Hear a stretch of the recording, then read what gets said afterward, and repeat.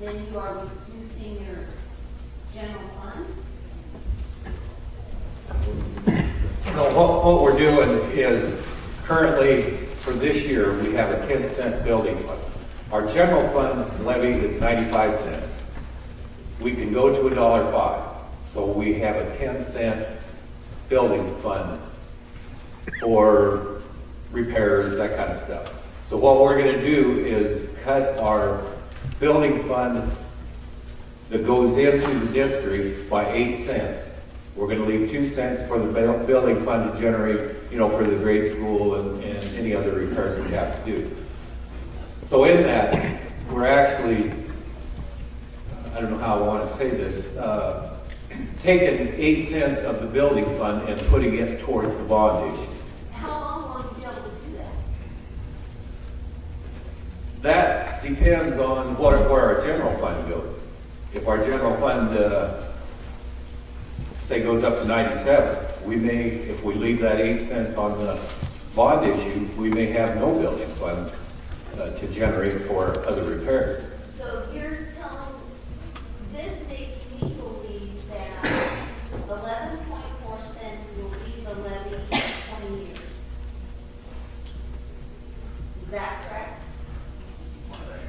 Yeah, Mark can probably address this a little better because we'll have to have 19.4 cents, however. To me, this looks like you're playing a shuffle game with the patrons' money. It's going from one pocket to another pocket, so you pay or borrow from this one to that one. The bottom line is, the bond will cost $19.8 million principal plus interest. Is that correct? 9.8, yeah. 9.8. 19.4 cents. Yeah. 19.4 cents, 9.8 million plus interest. Is that correct? Correct. That's what it will cost. I'll let Mark address it a little more. So unless, just a minute, so unless you reduce your 1.5 asking, it's still going to be 19.8 cents. It's just coming out of different places. Yeah, I think, and you can correct me if I'm wrong, but Bill, I believe what the school board is doing is they've put on 10 cents in the building fund to address some of these needs if the bond issue would not pass. And so what they're saying, if the bond issue does pass, then they'll be able to remove 8 cents of that 10 cents. Follow me? I don't know that. I can't answer that. I mean, I think... You're but- selling me an idea today that will not work for 20 years. Okay, let me answer another question. You said that bond, that levy would be 19.4 every year for 20 years. Okay. Okay, that's the total issue. The bottom line is, with the figures we're using on a 20-year bond issue, okay, we're using 4.5% interest. And to have the debt service annually meet that requirement, that what you're going to need to generate off your levy every year is roughly $735,000 a year. Okay, you have to pay that debt service every year. So if you were just doing a full bond, or just a levy for the bond, it's 19.4 cents. Now keep in mind, as valuations rise, then your levy is going to shrink. You follow me? So if valuations rise 10% every year, which I'm not saying they're going to, but if they do, that levy asking is going to shrink.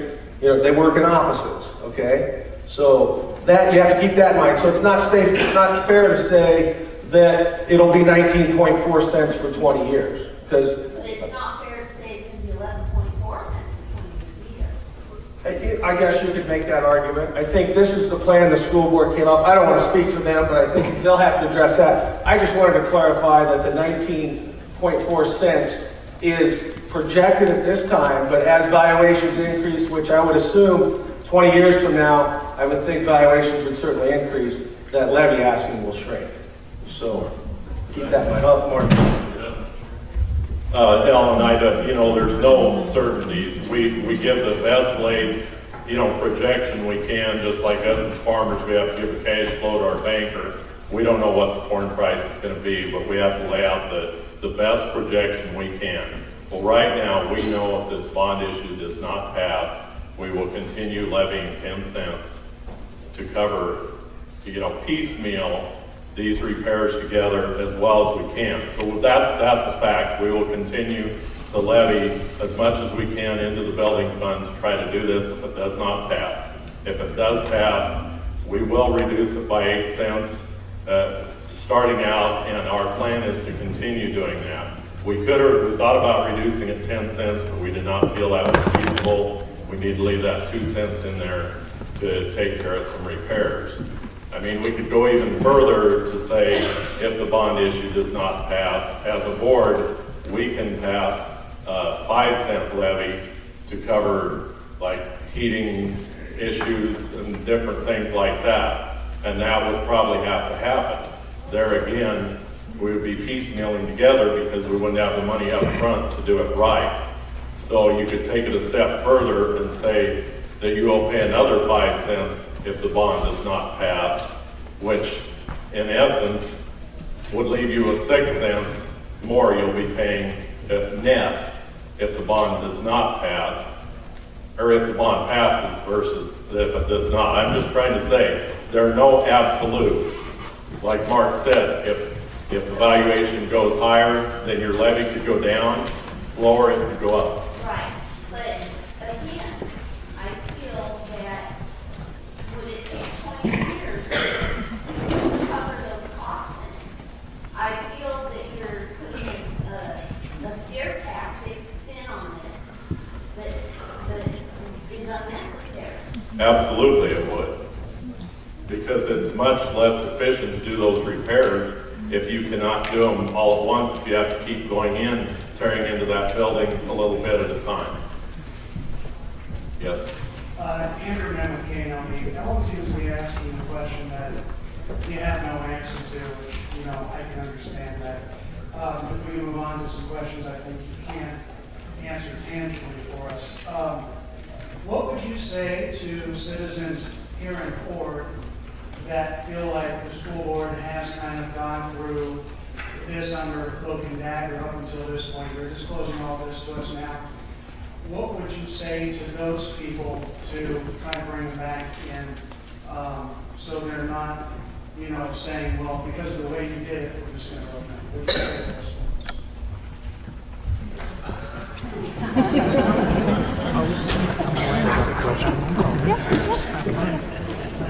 I don't know if I can answer this question, Andrew. All I can say is we as a board have never tried to hide anything. We have an open meeting. Public is welcome to come to any meeting. We're not, have not, and will not hide anything from the public. I guess to try to bring them back to vote for it, I just think we've got to think of the kids. They're number one. In my opinion, academics has always been number one goal for me.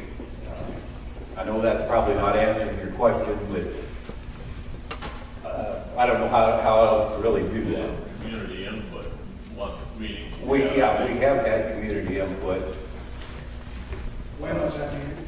Well, we had like 4 or 5 meetings, 3 years ago?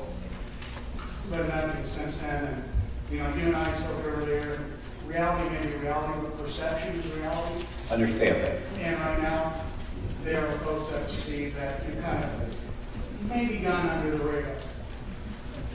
Just how do you bring them in? You presented all of this today. What would you say?